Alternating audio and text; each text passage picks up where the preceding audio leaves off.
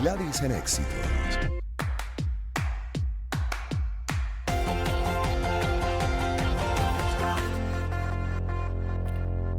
Tenemos a Agustín Berea, es académico de la Universidad Panamericana en Ciudad de México, maestro en estudios de Asia y de África, especialista en temas de seguridad. ¿Y por qué? Para revisar con él la guerra más olvidada, la de Sudán, y las consecuencias que hasta el momento tiene esa guerra. Poco se habla de Sudán y una de las preguntas que uno se hace es ¿por qué? Bienvenido y buenas tardes, profesor. ¿Qué tal, Gladys? Gusto en saludarte. Saludos a la audiencia.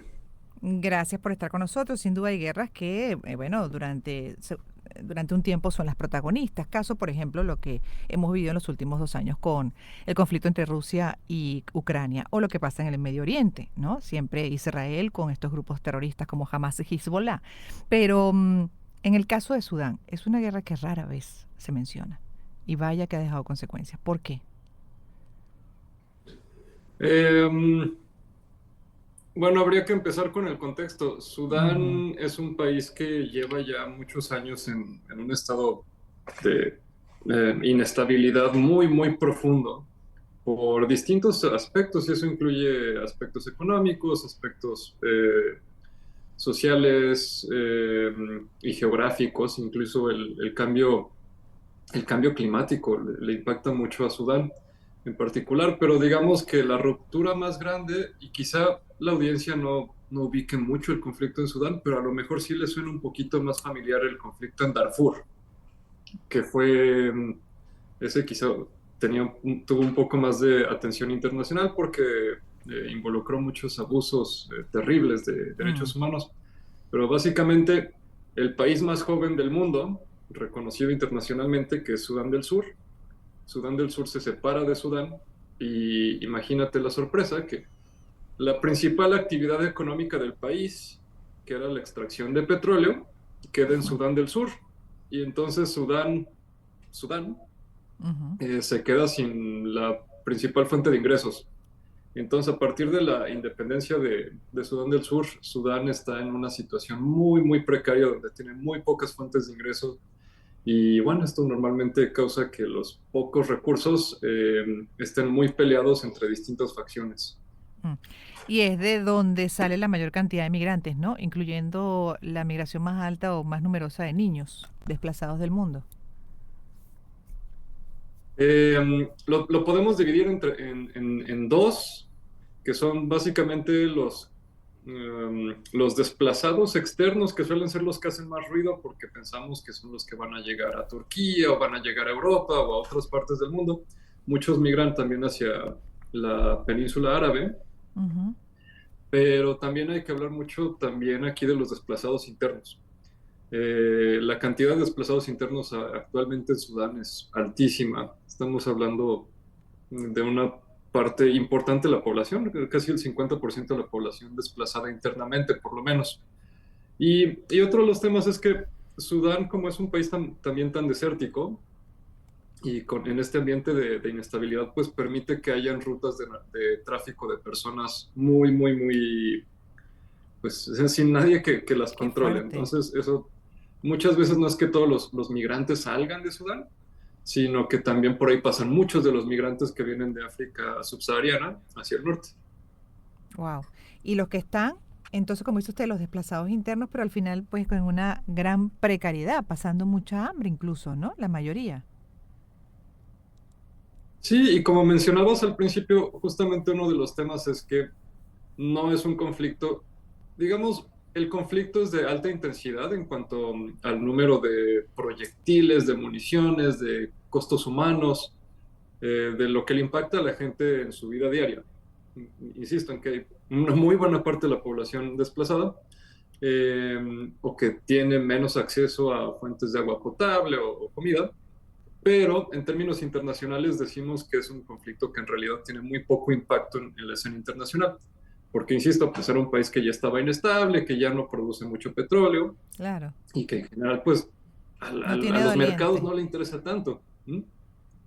No tiene dolientes, profesor, o por lo menos, bueno, dentro del mundo, pues, países que puedan interesarse, ¿no? En su estabilidad, como bien dice, Sí, porque les conviene. todo siempre por los intereses económicos que muchas veces son los que guían las decisiones de las organizaciones, de los organismos internacionales.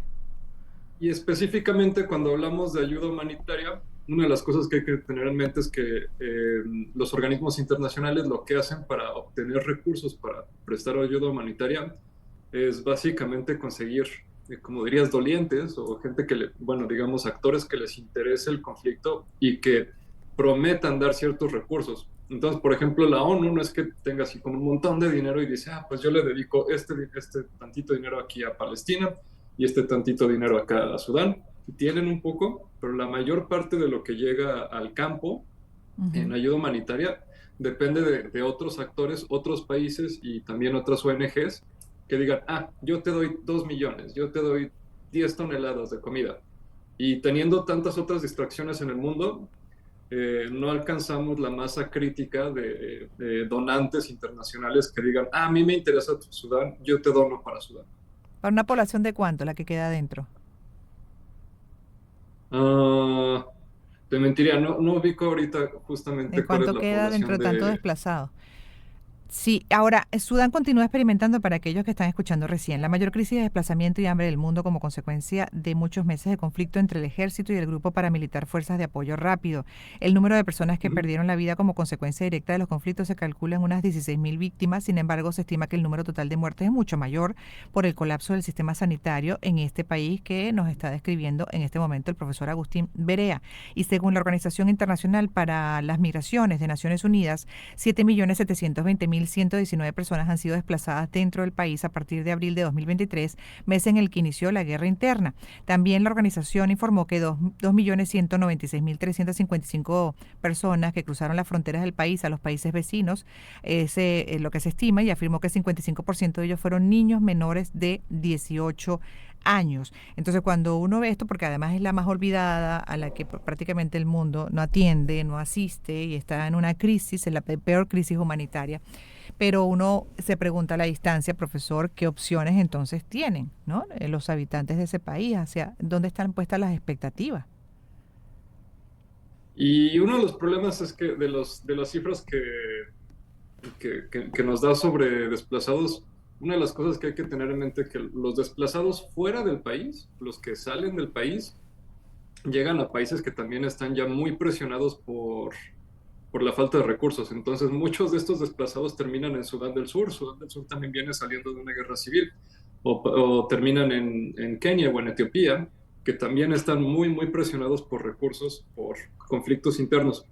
Entonces, realmente tienen pocos lugares hacia dónde ir. Y hacia dónde puede ir el conflicto depende mucho de que los combatientes, Fuerzas.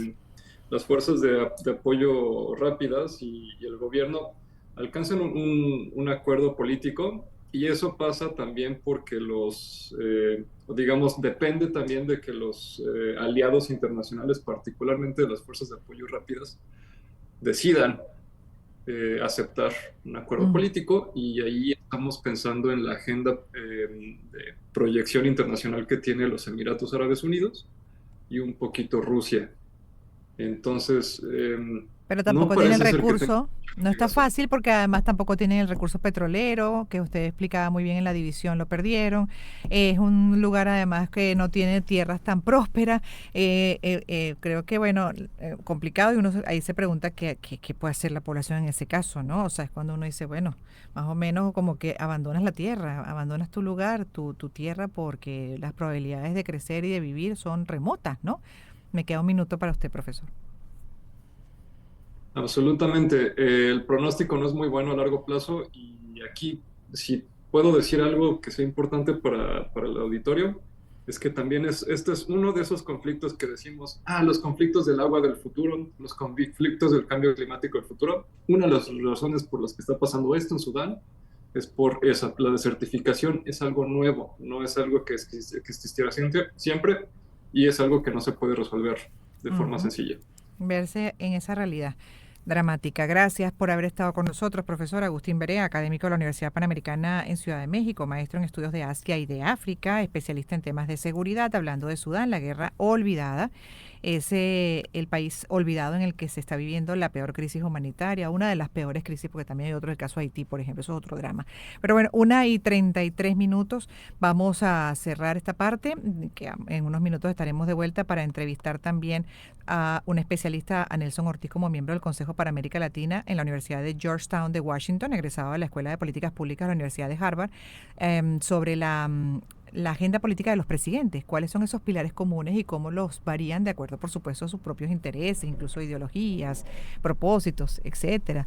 Eso va a ser en breve.